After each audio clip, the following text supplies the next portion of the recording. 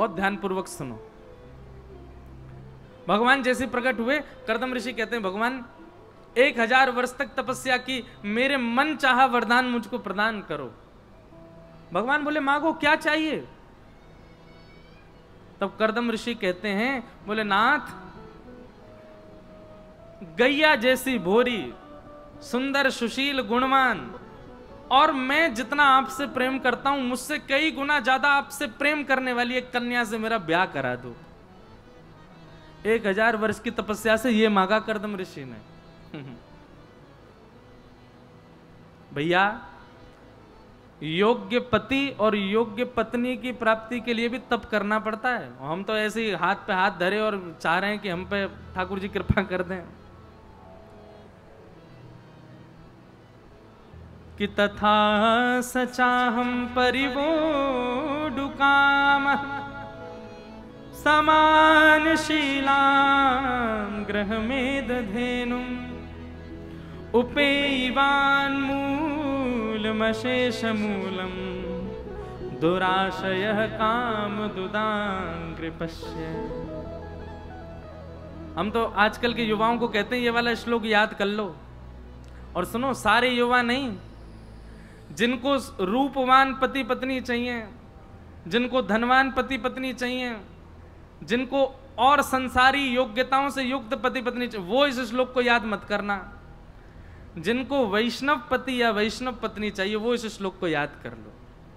और नित्य अपने ठाकुर जी से कहीं भी दर्शन करने जाओ पूरे विश्व में, ठाकुर जी से ये श्लोक कह करके प्रार्थना करो कि हे नाथ, आप मुझे जितने प्यारे लगते हो, आप मुझे जितने प्रिय लगते हो, मुझसे अधिक प्रिय आप जिसको लगो, ऐसे से मेरा ब्याह कराओ। यही वरदान मांगा है श्री कर्दम ऋषि ने यहाँ पर। आहा, कर्दम ऋषि की बात सुनकर के महाराज सब लोग इधर देखो, यहाँ देखो, यहाँ देखो, इधर उधर देखा आपने तो आपको अपने बगल वाले की सौगंध है। लो अब देखो। अरे कभी कभी सोचा करो, जब व्यास जी बेचारे आपको देख के कथा सुना रहे हैं, बिना पानी पिए कथा कर रहे हैं, कम से कम ध्यान पूर्वक सुनो, बिल्कुल सावधानी से बैठो।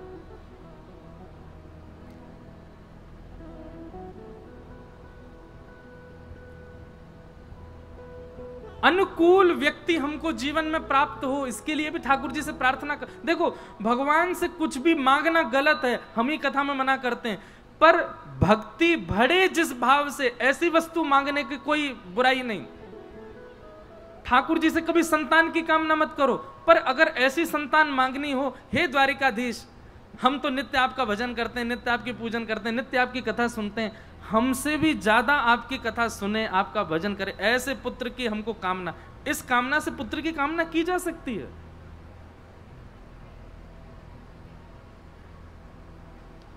लगी वर्षा? इधर देखो सब। बोलो वृंदावन बिहारी लाल की जय।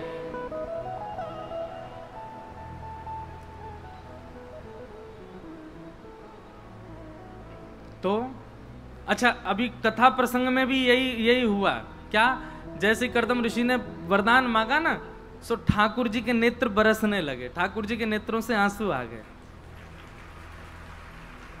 क्यों? भगवान बोले भाई दुनिया के लोग क्या क्या मांगते हैं कर्दम, लेकिन तैने एक कन्या मांगी, एक पत्नी मांगी, लेकिन कितने सुंदर भाव वाली मांगी। ये नहीं कह रहे हैं कि सुंदर मिले, ये नहीं कह रहे हैं कि स्वरूपवान मिले, ये कह रहे हैं मैं जितना भगत हूं उससे ज्यादा भगत मिले, ऐसी पत्नी दे दो। ठाकुर जी इस बात से प्रसन्न हो गए, और लग रहा है अभी भी प्रसन्न हो गए होंगे दोबारा सुन के। बस ज्यादा प्रसन्न मत है जाइयो, पता चली तालाब बन गए सब रो। क्योंकि यहां पर भी आगे यही प्रसंग है कि ठाकुर जी के जो आंखों से बिंदु निकला वो सरोवर बन गया, बिंदु सरोवर।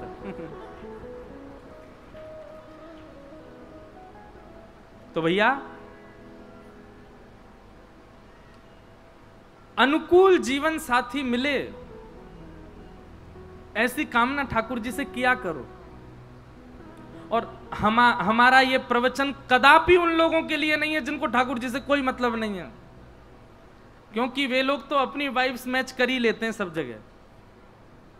आजकल पता आपको, आप सबको पता ही है, मैं तो बस मंच से बोल रहा हूं, सब जानते हैं। आजकल बहुत विचित्र हो गया माहौल। पहले जब ब्याह होता था तो फिर ये देखते थे जन्म कुंडली में क्या है, दोष वोष तो नहीं, चलो ठीक है वो भी मिल गया। अब उसके बाद फिर लड़की वाले जो हैं वो लड़के वाले के गांव में या शहर में अपने गुप्तचर भेजते थे और गुप्तचर भेज के दिखवाते थे उसका, वो देखो कोई ऐब तो नहीं है उसमें, कुछ खान पान तो नहीं करता, उल्टा सीधा तो नहीं है। और वो लोग जाके कहते नहीं नहीं बहुत बढ़िया महाराज, बिल्कुल बढ़िया, तब अपनी बेटी ब्याहते थे। आजकल उल्टा हो गया है।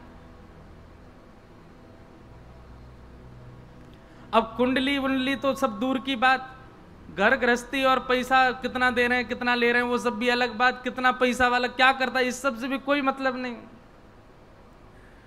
लड़का लड़की आपस में बात करके पूछे तुम पीते हो ना, बोले हाँ, हो फिर तो दोनों को ब्याह होगा, दोनों पिए करेंगे रात में बैठ करके, बाकी कोई चीज मिले नहीं मिले ये मिलना चाहिए। लड़का कह रहा है कि बोले पीते भी हैं और धुआं भी करते हैं, हवन भी करते हैं। ओहो फिर तो तुमसे ही 7 फेरे लेने हैं, दोनों काम करते हो भाई।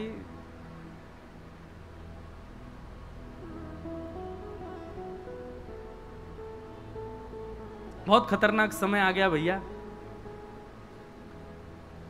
पहले शुद्ध विचार देख करके ब्याह किया जाता था, अब व्यसन देख के ब्याह करते हैं कि व्यसनी है तो मैं ब्याह करूं, नहीं तो नहीं।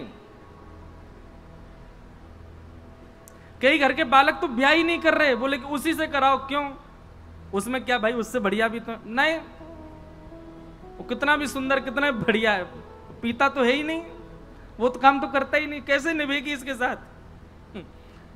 बहुत विचित्र हो गया माहौल।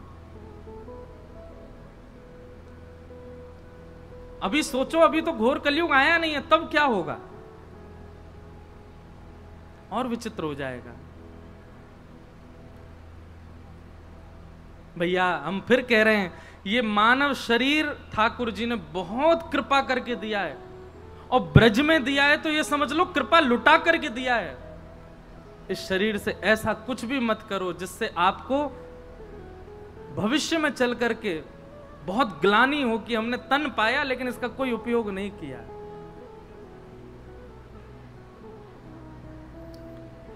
कर्दम ऋषि ने भगवान से प्रार्थना करते हुए कहा कि हे नाथ कृपा करो, मुझे ऐसी पत्नी दो जो मुझसे भी ज्यादा आपसे प्रेम करती हो। तब भगवान ने कहा, बोले चिंता मत कर दो कर्दम ऋषि, पृथ्वी पर प्रथम मानव जो है स्वयंभू मनु, उनकी पुत्री देवहूति, वो आपसे भी ज्यादा मुझसे प्रेम करती है, उससे आपका ब्याह होगा। कर्दम ऋषि बोले जय हो, धन्यवाद धन्यवाद प्रभु, आपकी बड़ी कृपा जो आपने मेरी बात सुनी। भगवान बोले रुको रुको एक बात सुनो। बोले क्या? ये वरदान तो तुमने मांगा, अब एक हम अपनी तरफ से एक्स्ट्रा दे रहे हैं। कर्दम ऋषि बोले क्या दे रहे हो? बोले तुमने वरदान मांगा कि भक्त पत्नी मिले, वो तुमको मिल जाएगी। अब हम अपनी तरफ से तुमको वरदान दे रहे हैं कि तुम्हारे यहाँ पुत्र बन करके मैं ही आऊंगा, तुम्हारे यहाँ पुत्र के रूप में मेरा अवतरण होगा। आहा, कर्दम ऋषि तो नाचने लगे, जय हो जय जयकार करने लगे, चरणों में वंदन। बोले नाथ आप बड़े कृपालु हैं। भगवान कह रहे हैं, बोले जब भक्त पत्नी भक्त पति हो तो फिर संतान के रूप में मैं या मेरा अंश ही आता है, इसलिए चिंतित मत हो। और व्यसनी पति व्यसनी पत्नी हो तो फिर अंश के रूप में कंस ही आता है। जब विचार ही शुद्ध नहीं थे, अन्न ही शुद्ध नहीं था, जल ही शुद्ध नहीं था, जिह्वा पर शुद्धता नहीं थी, बालक शुद्ध कैसे हो जाएगा? उसकी विचारधारा जरूर बदलेगी कभी ना कभी तो। इसलिए भैया संभल जाओ, सुधर जाओ, बच जाओ इन सब व्यसनों से।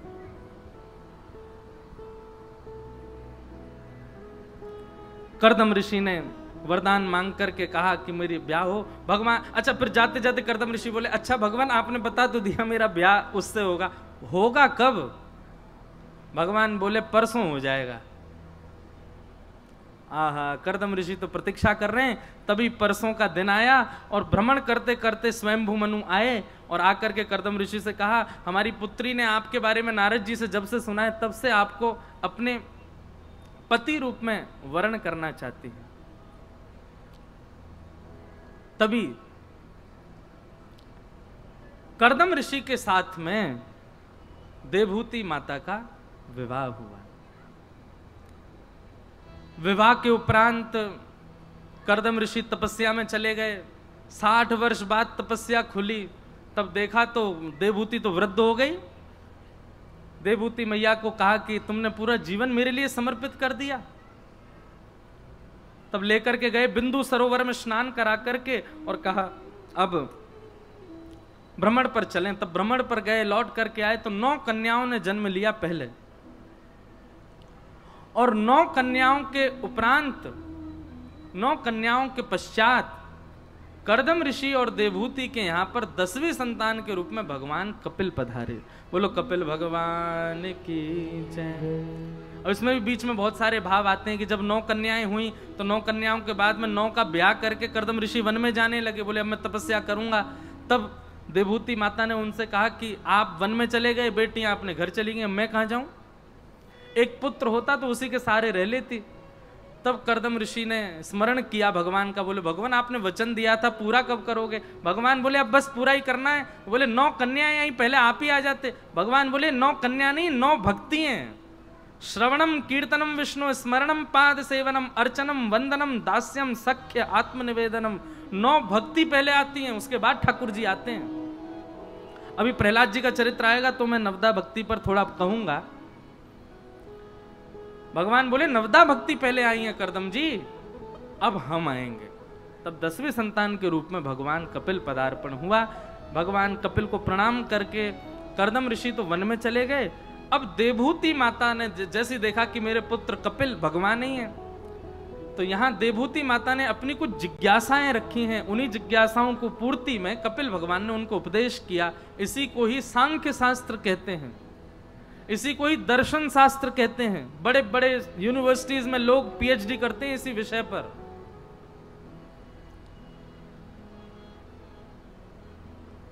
देवहूति माता सामने बैठ करके, भैया ये आगे से जाने वाले लोगों को थोड़ा कहो कि नीचे झुक के जाएं या फिर थोड़ा असहज होकर के जाया करें, हम तो पूरी कथा ही भूल जाते हैं। ऐसा लगे पता ना बीच में कोई मसानी रोड है, सब आ जा रहे हैं। थोड़ा ना एक ध्यान रखो। बोलो वृंदावन बिहारी लाल की जय। क्या बता रहा था मैं, कहां थे?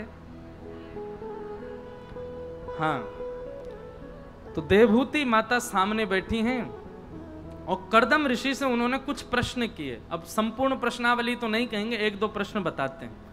सबसे पहला प्रश्न देवहूति माता ने क्या किया? निर्वेणा नितराम भूमल असद इंद्रिय तर्षणात् येन संभाव्यमानेन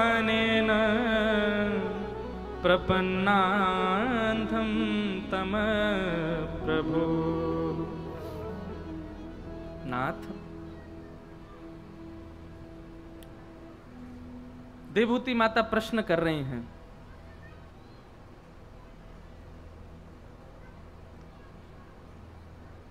कि हम अपनी इंद्रियों की इच्छाएं पूरी करते करते करते करते अब हार चुके हैं, पर नाथ ये इंद्रियां कभी तृप्ति ही नहीं होती। कितनी इंद्रियां होती हैं मानव शरीर में बताइए? 10। कितनी इंद्रियां होती हैं? 5 ज्ञानेंद्रिय और 5 कर्मेंद्रिय। ज्ञानेंद्रिय उनको कहते हैं जिनसे आपको कुछ पता चलता है। आज आप सबने पीले वस्त्र पहने, ये मुझे कौन बता रहा है? पहली ज्ञानेंद्रिय आंख। स्वर बहुत सुंदर है, कान से पता चलता, कथा बड़ी बढ़िया हो रही है, कान से पता। दूसरी ज्ञानेंद्रिय, एसी की हवा ठंडी है, कैसे पता चला? त्वचा। तीसरी ज्ञानेंद्रिय, प्रसाद बहुत बढ़िया बना है, जीभ। चौथी ज्ञानेंद्रिय, पुष्प की सुगंधी बहुत मधुर है, कहां है? मोगरा। किसने बताया? नासिका। 5वीं ज्ञानेंद्रिय। ऐसे ही 5 कर्मेंद्रियां हैं, हाथ, पैर, मुख और 2 उपस्थ गुप्त इंद्रिय।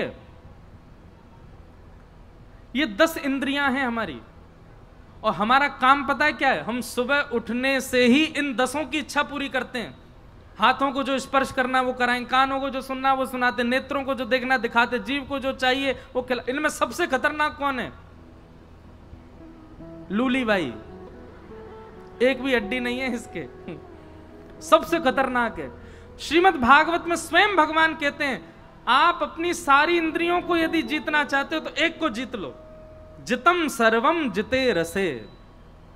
आपने यदि अपनी रसना को जीत लिया, जीव को जीत लिया, तो धीरे धीरे आप अपनी समस्त इंद्रियों को जीत लोगे। और जिस व्यक्ति ने अपनी रसना को नहीं जीता, जीव खतरनाक कर रखी है महाराज। जीव को जो चाहिए सो चाहिए, ऐसी जिसकी स्थिति है तो भैया वो व्यक्ति बहुत खतरनाक है, उसकी सारी इंद्रियां बड़ी खतरनाक होंगी। जीव खतरनाक है तो सब इंद्रियां, और जीव यदि वश में है तो सारी इंद्रियां वश में है। तो ये 10 इंद्रियां हैं। हमारा काम क्या है? हम सुबह से इन इंद्रियों की सेवा में लगते हैं और पूरा जीवन भी केवल इन इंद्रियों की इच्छा पूर्ति में ही निकाल देते हैं।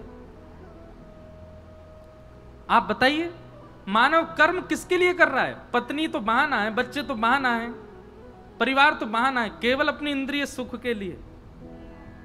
और मान लीजिए पत्नी बच्चों के लिए भी कर रहा है, तो पत्नी बच्चों की भी इंद्रियों को पोषित करने के लिए। इंद्रियों को पोषित करना गलत नहीं, पर यहां पर देवभूति माता कह रही कब तक? एक समय तो होगा ना नाथ कि बस इसके बाद हमारी इंद्रियां शांत हो जाएंगी। नहीं, चलते ही जा रहे हैं, करते ही जा रहे हैं, फिर भी हमारी इंद्रियां शांति नहीं हो रही। जीव को रसगुल्ला खिलाओ, रबड़ी खिलाओ, गुलाब जामुन खिलाओ, कचौड़ी खिलाओ, मथुरा की बेड़ई खिलाओ, सब्जी खिलाओ, लेकिन जीव कभी तो फुल स्टॉप लगाए कि भाई अब मुझे कुछ नहीं चाहिए, अब मुझे सामान्य से सामान्य पवाओ, ठाकुर जी की प्रसादी होनी चाहिए बस। नहीं,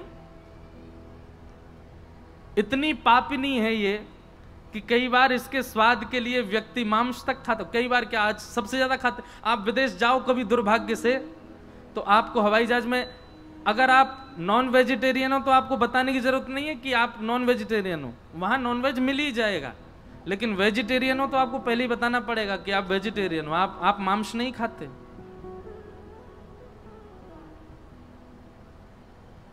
कितना खतरनाक समय। केवल इसके स्वाद के लिए व्यक्ति किसी के परिवार को खा जाता है। घोर कलयुग का जो वर्णन किया गया ना, उस घोर कलयुग में व्यक्ति जानवरों से मानव तक आ जाएगा। इधर देखो सब लोग, हम एक बात बताएं, इसका कोई प्रमाण नहीं है, पर यह बात बिल्कुल 110% सत्य है। और इस बात को देखने के लिए ना मैं जीवित रहूंगा ना आप जीवित रहोगे, लेकिन यह होगा होगा होगा। क्या?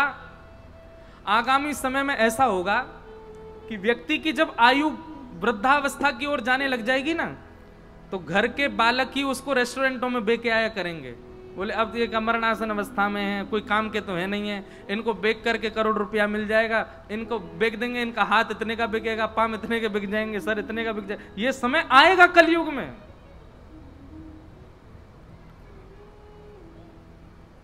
जिस प्रकार आज जानवर अपनी जान बचा के भागते मानव से, आगामी समय में मानव भी भागा करेगा। कहीं मुझे बेक ना आवे कोई, खा जाएंगे सब लोग मुझे मिलकर के। ऐसा खतरनाक कलयुग आने वाला है। हम आप सब लोग तो बहुत बहुत सही समय पर निपट लेंगे यहां से। हमारे आगामी पीढ़ी, उसकी बाद की पीढ़ी बहुत खतरनाक होने वाली है। तो देवभूति माता पूछ रही है कि नाथ, इन इंद्रियों की ठौर क्या है? इन इंद्रियों को कैसे शांत किया जाए? इन इंद्रियों को कैसे अपने वश में किया जाए? इसका कोई उपाय बताइए। ये इंद्रियां मानती नहीं है, रोज इनकी इच्छा प्रकट होती है। तब भगवान उत्तर देते हुए कहते हैं, बहुत ध्यान से सुनना। चेत खलवस्य बंधाय रतं वा पुंसि मुक्तये गुणेषु सक्तं बंधाय रतं वा पुंसि मुक्तये। चेत खलवस्य बंधाय मुक्तये चात्मनो मतम् गुणेषु सक्तं बंधाय रतं वा पुंसि मुक्तये। भगवान कह रहे हैं मैया, इंद्रियों को दोष मत दीजिए। ये आंख, ये नाक, ये जीव, कान, हाथ, पैर, इनको दोष मत दीजिए। ये असद नहीं है, ये गलत नहीं है। तो फिर बोले जीव तो वही खाएगी जो आप खिला दोगे। भाई बीमार हो जाते हैं तो किसकी इच्छा होती है दवाई खाने की, पर फिर भी खानी पड़ती है जबरदस्ती। बीमार हो जाए किसका मन होता है दलिया खाने का, फिर भी खाना पड़ता है जबरदस्ती। जीव तो वही खाएगी जो आप खिला दोगे, जीव मना नहीं कर सकती। आंख वही देखेंगे जो आप दिखाना चाहते हो, कान वही सुनेंगे जो सुनाना चाहते हो, हाथ वही करेंगे जो करवाओगे, पैर वही जाएंगे जो जहां ले जाओगे। इसलिए मैया इन इंद्रियों को मत कोसो, ये इंद्रियां गलत नहीं है, पर इन इंद्रियों को इच्छा पूर्ति का आज्ञा करने वाला कोई और व्यक्ति है। कौन? मन, चित्त। मैया वो मन खराब है, इंद्रियां खराब नहीं है। अरे इन्हीं भुजाओं से करताल बजाकर के मीराबाई ने मेरी प्राप्ति की, इन्हीं चरणों से प्रदक्षिणा करते हुए कुम्भनदास जी ने मेरे दर्शन किए, इसी वाणी से गा गा करके सूरदास ने मुझे रिझाया है, इन्हीं हाथों से लिख करके मानस जी की रचना गोस्वामी तुलसीदास करते हैं। ये इंद्रियां असद कैसे हो सकती हैं? ये तो भगवत प्राप्ति का कारण है। असद इंद्रियां नहीं है, असद मन है। और मन को वश में करने का एक ही उपाय है। क्या? मन की संगति। मन कैसे लोगों के संग रहता है, कैसे लोगों के संग बैठता है, कैसे लोगों को सुनता है, कैसे लोगों का आचरण देखता है, मन जैसी संगति में रहेगा मन वैसा होता चला जाएगा। इसलिए मैया इंद्रियों को सुधारना है तो मन को सुधारो, और मन को सुधारना है तो अपनी संगति वातावरण सुधारो। गोस्वामी तुलसीदास जी महाराज, श्री सूरदास जी महाराज क्या कहते हैं? तजोरे मन हरि विमुखन को संग, जाके संग कुमति उपजत है, पड़त भजन में भंग। तजोरे मन हरि विमुखन। हमारे पूज्य श्री बरसाने वाले विनोद बिहारी दास बाबा गाते हैं, हे मुझे दुनिया से नहीं कोई काम, ओ मुझे दुनिया से नहीं कोई काम। अच्छा एक बात बताओ, हमारे बरसाने वाले विनोद बाबा के दर्शन कौन कौन ने किए? हाथ ऊपर करो। अरे भैया ऐसा मत करो। अब इस कथा के बाद एक काम और करो, लॉयंस क्लब वाले सबरे सुनो, और मथुरावासी जितने बैठे हैं, राधा वल्लभ जी, राधा रमन जी, बिहारी जी खूब दर्शन कर लिए, बरसाने, नंदगाम, गोवर्धन खूब है आए। अब जरूरत ना है बार बार जावे की। अब तो भैया हमारे या धाम में, हमारे तीर्थ में, हमारे ब्रजमंडल में जितने संत हैं उनके दर्शन करो, उनके यहां जा जा करके प्रणाम करो। आपको सत्य बता रहे हैं, आप ब्रज के संतन के दर्शन करना शुरू कर दो, ठाकुर जी घर आके दर्शन दे जाएंगे। और ये बात हम ऐसे नहीं बोल रहे हैं, सत्य बोल रहे हैं। हमारे विनोद बाबा कहते हैं, मुझे दुनिया से नहीं कोई काम, मुझे दुनिया से नहीं कोई काम, मैं तो रटू राधा राधा नाम, रटू राधा राधा नाम, मैं तो रटू